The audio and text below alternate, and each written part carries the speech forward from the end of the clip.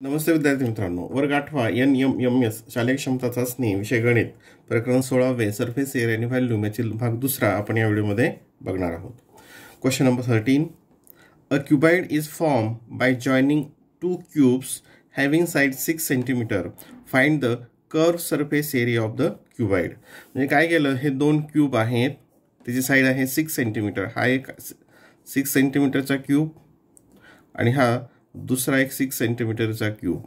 हे दोन्ही काय केले, एकमेकांना जॉईन केले. ठीक आहे, आता इथं आपण ते जॉईन करूयात. हा पहिला 6 सेंटीमीटर आणि हा त्याच्या शेजारी लगेच इथे हा दुसरा 6 सेंटीमीटरचा एकमेकांना जॉईन केले. तर हे जॉईन केल्यानंतर म्हणजे इथे जॉईन झाल्यानंतर काय होईल, हा जो टोटल असेल याची लेंथ ही किती आहे, 6 आहे, ही 6 आहे. आणि हा जो आता किती क्यूबाइड फॉर्म होतो त्याची लेंथ किती होईल, मग इथे 6 + 6 12 सेंटीमीटर. आता ही जी विड्थ आहे ती किती होईल, किंवा ब्रेड त्याला आपण म्हणतो, ती काय आहे, ती 6 आहे, ती 6 राहील. आणि हाईट सुद्धा काय आहे, 6 आहे, ती 6 राहील, त्याच्यामध्ये बदल होणार नाही. ठीक आहे. मग आता आता हा जो क्यूबाइड फॉर्म झाला त्याचा formula curve surface area of a cuboid. Curve surface area of a cuboid चा फॉर्म्युला तुम्हाला माहिती आहे, 2 × length × breadth plus breadth × height plus height × length. ठीक आहे, equals to 2 in bracket length 12 × 6 plus 6 × 6 breadth × height 6 × 6 plus height × length 6 × 12 equals to 2 in bracket 12 6 is 72 plus 36 plus 72 is equals to 2 in bracket 8 9 10 carry 1 7 plus 7 14 14 plus 4 8 18 into 2 ते येईल 360. किती येईल ते 360. Option number 1 काय येईल त्याचं, option number 1. Question number 14. Radius of base of a cylinder is 20 centimeter and its curved surface area is 1760 centimeter square. Find the height of the cylinder. आता अशी उदाहरण आपण सोडवलेले आहेत अगोदर.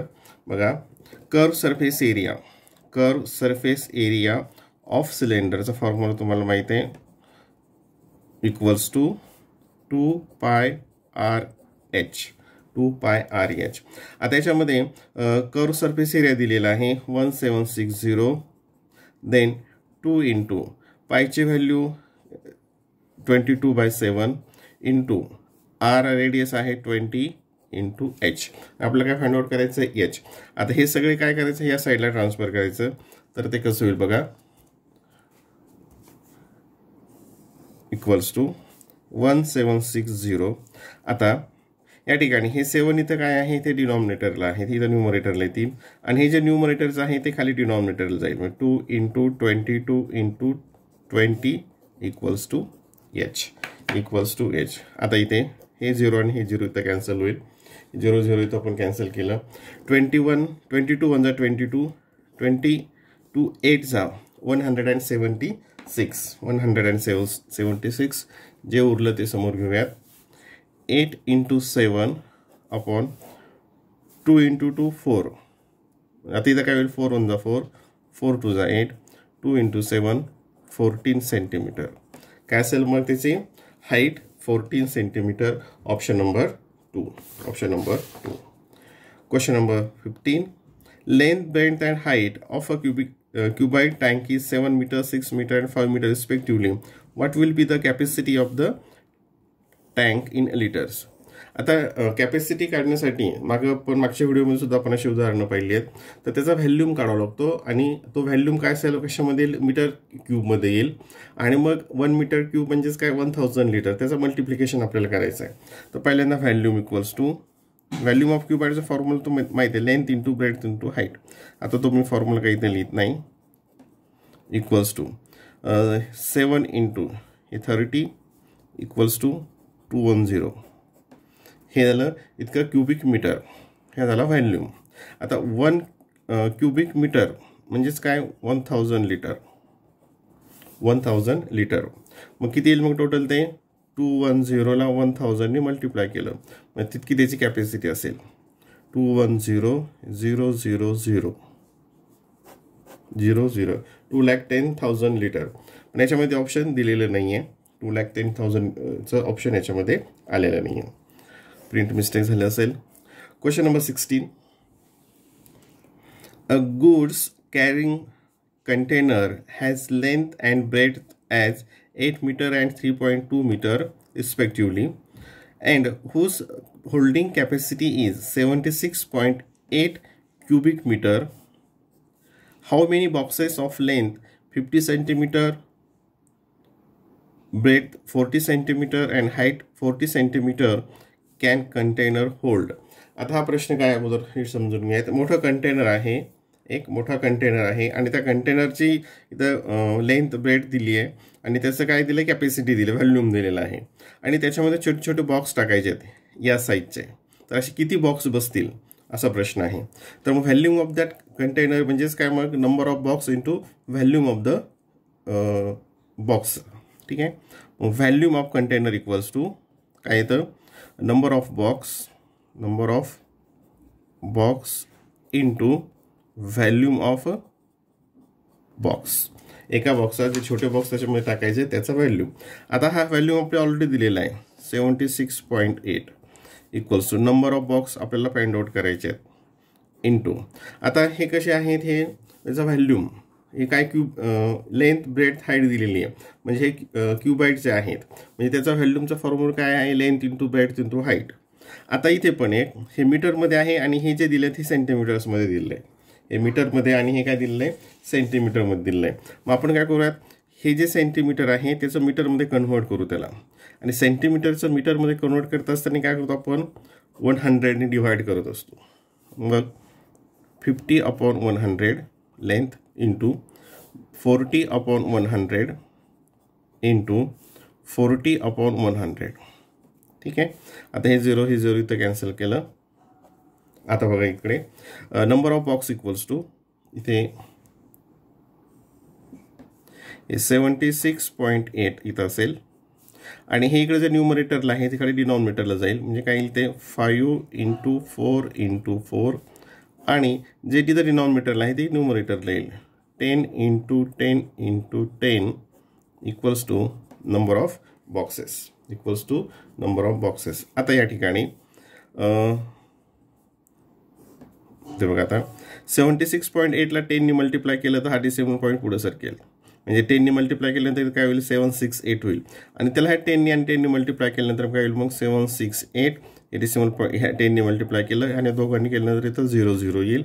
खाली आलं 5 × 16 4 4 जा 16 इज इक्वल्स टू आता इथं कॅन्सल करूयात आपण 16 1 जा 16 16 1 जा 16 आणि 16 4 जा 64 16 4 जा 64 आणि इथं कॅरी 64 प्लस 10 74 प्लस 2 म्हणजे 12 इथं होतं 128 काय होतं इथं 128 16 8 जा 128 इथं आलं आणि पुढे हे 0. ठीक आहे. 4800 किंवा त्याला इथं आपण 100 जरी ठेवलं असतं तरी चाललं असतं. अपॉन इथं आलं 5 मग 5ने डिवाइड करूयात. हे काय येईल 5 9 जा 45 6 7 8 येतात कॅरी 3 5 6 जा आणि इथं हे 0 960 बॉक्सेस. किती बॉक्सेस लागतील मग त्या ठिकाणी 960. Option number 3. Question number 17.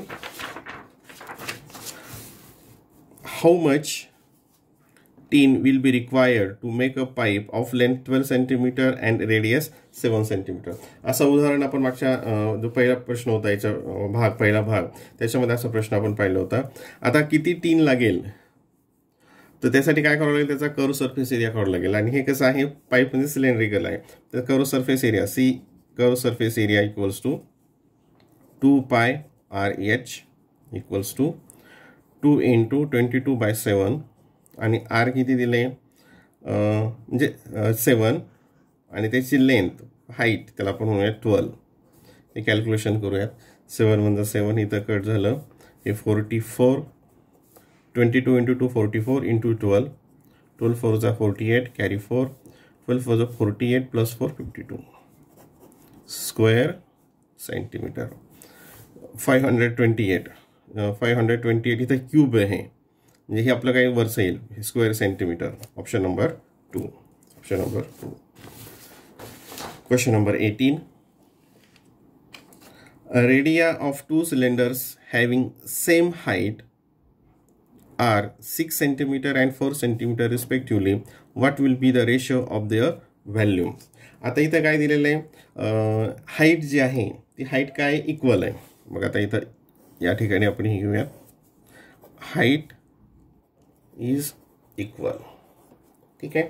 आता इकडचं पहिलं आणि दुसरं इकडचं, याचं काय येईल, व्हॅल्यूम विचारलं आहे. व्हॅल्यूमचा फॉर्म्युला काय आहे, pi r square h is to. आता पाय आर स्क्वेअर एच दोन्हीकडे सारखंच आहे. आता इथं वाटल्यास पाय, इथं आर किती आहे 6 स्क्वेअर एच इज टू पाय, इथं आर किती आहे दुसऱ्याचं 4 square H.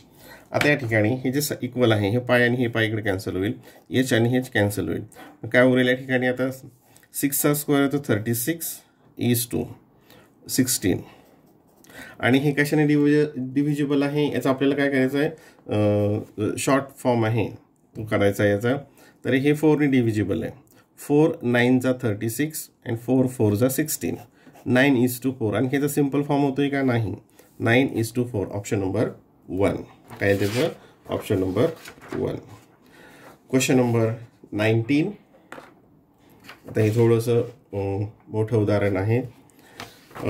Measuring a jar of 1 liter milk has cylindrical shape. If radius of base is 5 cm, what will be its height? आता हे उदाहरण तुम्हाला वेगवेगळ्या प्रकारे सोडवता येतं. तर पहिल्यांदा त्याची कॅपॅसिटी किती आहे बघा, कॅपॅसिटी आहे 1 लिटर. ठीक आहे, कॅपॅसिटी 1 लिटर. जसं मागच्या उदाहरणामध्ये आपण मीटर क्यूबचं लिटरमध्ये कन्वर्ट करत असताना काय होतं, 1 क्युबिक मीटरला काय करतो आपण, म्हणजेच 1000 लिटर असं आपण कन्व्हर्जन केलेलं आहे. आता इथं आपल्याला याचं उलट करायचं आहे, लिटरचं काय करायचं आहे, क्युबिक मीटरमध्ये आपल्याला इथं कन्व्हर्ट करायचं आहे. कशामध्ये, क्युबिक मीटरमध्ये. म्हणजेच काय होईल मग, 1 litre equals to 1/1000 cubic metre, 1/1000 cubic metre. ठीक आहे. आणि इथं रेडियस दिली आहे, रेडियस काय आहे 5 सेंटीमीटर. आता आपण मीटरमध्ये केलं, हे सेंटीमीटरमध्ये आलं, मग मीटरचं याला सेंटीमीटरमध्ये करूयात. 5/100 हे झालं मीटर. आता इथं युनिट्स काय झाले, सारखेच झाले, इथं युनिट आले सारखे आले. आता पुढचे बघा कॅल्क्युलेशन्स. व्हॅल्यूम इक्वल्स टू, आणि सेप कोणता दिला, सिलेंड्रिकल, म्हणजे पाय आर स्क्वेअर एच. व्हॅल्यूम किती आहे इथे, 1/1000 equals to pi into r किती आहे 5/10, म्हणजे 5/10चा स्क्वेअर म्हणजे काय, 5/10 इंटू 5/10 इंटू, आणि काय इथे एच आपल्याला फाइंड आउट करायची आहे. आता या ठिकाणी पायची व्हॅल्यू इथं काय हे सांगितलेलं नाही आहे, आणि ते 7 पण कुठं कट होत नाही, मग आपण ते 3.14 अशी पायची व्हॅल्यू घेऊयात. आता ह्याचं हे इथं 3.14 आहे असं घेतलं, 3.14. आता इकडं आपल्याला एच पाहिजे, इकडे काय पाहिजे आपल्याला, एच लागेल. म्हणजे हे इकडं सगळं ट्रान्सफर करायचं या साईडला, इक्वल्स टू एच. आता हे पहिलं 1/1000 हे जसं आलं. आता हे 5 हे न्यूमरेटरला आहे, ते कुठे जातील, ते डिनॉमिनेटरला जातील. आणि हे 100 इंटू 100 हे इकडं वर येतील. ठीक आहे. हे इथं न्यूमरेटरला आहे मल्टिप्लिकेशनमध्ये, मग इथं हे काय जाईल, इथं खाली जाईल. हां, एवढा भाग कसा झाला. आता हे 1 2 3 1 2 3 ठीक आहे, इक्वल्स टू. आता पुढे काय आलं बघा, इथं आणखीन कॅन्सल होतं. 5 1 जा 5, 5 2 जा 10, 2/5 into 3.14, 5 into 3.14 equals to 2 upon हा मल्टिप्लिकेशन करूयात. 5 4 जा 20 कॅरी 2, 5 1 जा 5, 6 7, 5 3 जा 15 आणि डेसिमल पॉईंट कुठे येईल, हे 2 डिजिट्स म्हणजे इथं येईल. ठीक आहे. 15.7 equals to 2 upon 15.7 equals to. आता 15.7 जे आहे हे इथे आपल्याला हे करता येत नाही, डिवाइड करता येत नाही, म्हणून हे डेसिमल कट होण्यासाठी इकडे 10 ने मल्टिप्लाय करू, इकडे 10 ने मल्टिप्लाय करू. मग ते काय येईल 20/157.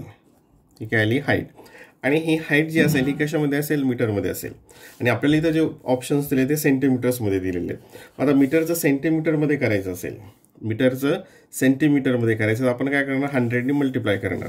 मग आता इथे बघा 20/157 इंटू, ही तर मीटरमध्ये आहे, मीटरमध्ये हाईट आहे, इंटू 100 हे झालं सेंटीमीटरमध्ये, इक्वल्स टू हे 2000/157. आणि याचं जर तुम्ही डिव्हिजन केला तर तो येतो 12.738 समथिंग. हे 8 कॅन्सल केलं म्हणजे इथं 4 येतं, 12.74. 12.74 ऑप्शन नंबर 2. Option number 2. ठीक आहे, लक्षात आलं. Last question. Keeping height constant, a radius of a cylinder is increased by 30%, then what percent increase will be in its value? आता या ठिकाणी रेडियस 30% इन्क्रीज केल्यानंतर व्हॅल्यूम किती पर्सेंटनं इन्क्रीज होतो असा प्रश्न आहे. अशा प्रकारचे प्रश्न आपण मागच्या व्हिडिओमध्ये पण सोडवलेले आहेत. आता पहिल्यांदा बघूयात. सुरुवातीला रेडियस आहे r, असं आपण गृहीत धरलं, रेडियस इक्वल्स टू r. मग तेव्हा व्हॅल्यूम काय असेल, काय हे सिलेंड्रिकल म्हणजे पाय r स्क्वेअर h, काय असेल पाय r स्क्वेअर h. आता रेडियस आपण काय केली 30%नी इन्क्रीज केली. आता इथं 30% किती येतो बघा, इथे आरचा किती काढायचा 30%. 30% म्हणजे काय 30/100. हे कॅन्सल केलं 3r/10. एवढा काय करायचा इन्क्रीज करायचा. म्हणजे किती होईल मग ती नवीन रेडियस, आता अगोदरची r प्लस त्याचा 3r/10 त्यात ॲड केला, तो आला. हा ॲडिशन करूयात. 10r + 3r म्हणजे 13r/10. 13r/10 ही झाली नवीन रेडियस. ठीक आहे. मग ही रेडियस घेतल्यानंतर तो व्हॅल्यूम काय असेल पाय. आता इथं r किती आले 13r/10 स्क्वेअर इंटू h. आता इथे बघा परत इक्वल्स टू पाय. आता पाय नंतर घेऊयात, याचा स्क्वेअर करूया. 13 स्क्वेअर येतो 169, नंतर याचा येतो 100 पाय r स्क्वेअर h. आता सुरुवातीला व्हॅल्यूम किती होता पाय r स्क्वेअर h. आता तो इतका झाला. याला आणखीन आपण हे 100ने डिवाइड करूयात. 100ने डिवाइड करायचं म्हणजे काय एकूण 1.69 पाय r स्क्वेअर h. हा झाला नवीन व्हॅल्यू. मग आता याच्यामध्ये कितीने इन्क्रीज झाला ते आपण काढूयात. इथे घेऊयात 1.69 हे इकडं सारखं झालं आणि हा किती इथं 1 आहे. म्हणजे हा कितीने इन्क्रीज झाला व्हॅल्यूम 96.0 म्हणजे 0.69ने इन्क्रीज झाला. म्हणजे कशावर झाला तो या 1वर. मग पर्सेंटेज काढायचं तर किती पर्सेंट इन्क्रीज झाला. म्हणजे जेव्हा 1 होता इथे 1वर किती इन्क्रीज झाला 0.69. तर मग 100 असतं तर किती इन्क्रीज झाला असता. ठीक आहे. मग इथं क्रॉस मल्टिप्लिकेशन ते एक्स घेऊयात आपण. X equals to 100 into 0.69 upon हे इथलं 1 येतं एक्स इंटू 1. म्हणजेच काय आता हे 100ने मल्टिप्लाय करणार म्हणजे डेसिमल पॉईंट 2 डिजिट पुढे सरकेल. 69% कितीने वाढला तो व्हॅल्यूम त्याचा 69%. Option number 2. Option number